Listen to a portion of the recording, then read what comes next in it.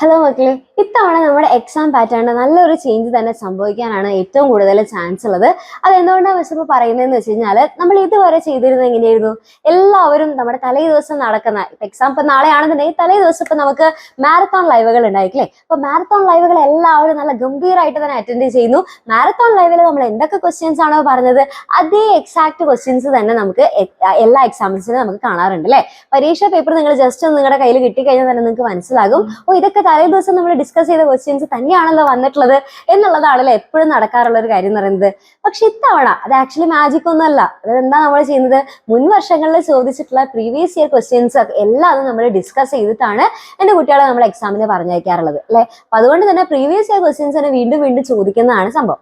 പക്ഷെ ഇത്തവണ അങ്ങനെ ഒരു ചാൻസസ് വളരെയധികം കുറവാണ്. കാരണം മുൻ വർഷങ്ങളിൽ ചോദിച്ചിട്ടുള്ള പ്രീവിയസ് ഇയർ ക്വസ്റ്റ്യൻസ് തന്നെ വീണ്ടും വീണ്ടും ചോദിക്കാനുള്ള സാധ്യത വളരെ കുറവാണ്. മാത്രമല്ല, നമ്മൾ ചിലപ്പോൾ പ്രതീക്ഷിക്കാത്ത ഭാഗത്തു നിന്നൊക്കെ നമുക്ക് ക്വസ്റ്റ്യൻസ് വരാൻ ചാൻസ് ഉണ്ട്. അപ്പൊ അതുകൊണ്ട് തന്നെ നമ്മൾ ഇനി എന്താ ചെയ്യേണ്ടത്, നമ്മൾ സാധാരണ പഠിക്കാറുള്ള ഒരു രീതിയിൽ നമ്മൾ ഇനിയും ഫോളോ ചെയ്ത് കഴിഞ്ഞാൽ നടക്കില്ല. ആ ഒരു രീതി ഒന്ന് മാറ്റി പിടിക്കണം അല്ലെ. അപ്പൊ അത് നിങ്ങൾ ആലോചിച്ച് ടെൻഷൻ ഒന്നും അടിക്കേണ്ട. ഇനി എങ്ങനെയാണ് പഠിക്കേണ്ടത്, ഏത് രീതിക്കാണ് ഇനി പഠിക്കേണ്ടത്, അല്ല എങ്ങനെ ഏത് സ്ട്രാറ്റജിയാണ് ഫോളോ ചെയ്യേണ്ടത്, ഒന്നിനെ കുറിച്ച് ആലോചിച്ചും ഒരു ടെൻഷൻ അടിക്കേണ്ട. ആ കാര്യങ്ങളൊക്കെ നമ്മൾ ഏറ്റെടുത്തോളും. നമ്മുടെ ടീച്ചേഴ്സ് ഫുള്ള് നിങ്ങളുടെ സപ്പോർട്ടിന് തന്നെ ഉണ്ട്. അപ്പൊ നിങ്ങൾ എന്ത് മാത്രം ചെയ്താൽ മതി, ജസ്റ്റ് ഇനി നമ്മുടെ ഈ ഒരു ചാനലിൽ വരാൻ പോകുന്ന ക്ലാസ്സസുകൾ അത് മിസ് ചെയ്യാതെ കറക്റ്റ് ആയിട്ട് തന്നെ ഇനിയുള്ള എല്ലാ ക്ലാസ്സസും വളരെ നിർബന്ധമായിട്ടും കണ്ടിരിക്കണം. അത് മിസ് ഇത്ര സ്ട്രെസ് ചെയ്ത് പറയണം എന്നുണ്ടെങ്കിൽ അതിൽ അത്രയധികം ഇമ്പോർട്ടൻസ് ഉണ്ട് എന്നുള്ള കാര്യം നിങ്ങൾ മനസ്സിലാക്കണം.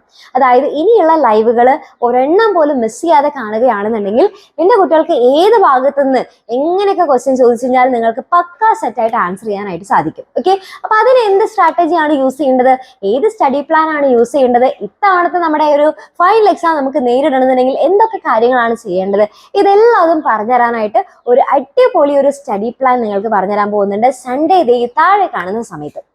ഓക്കെ, അപ്പൊ അതാരും മിസ് ചെയ്യരുത്.